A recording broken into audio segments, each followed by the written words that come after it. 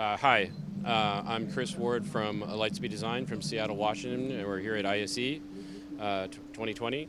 And our company produces dark ride attractions in virtual reality. And we combine motion bases with in-air touch, and we have a projected form as well as a head-mounted display technique.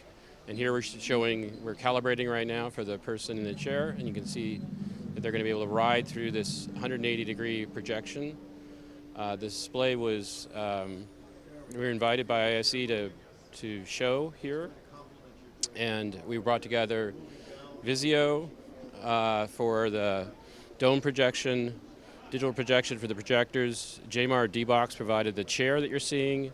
There's Lightspeed, our company, did the executive production, and we're using an Azure Connect in this chair, and we're using Ultra Leap in the HMDs for in-air touch.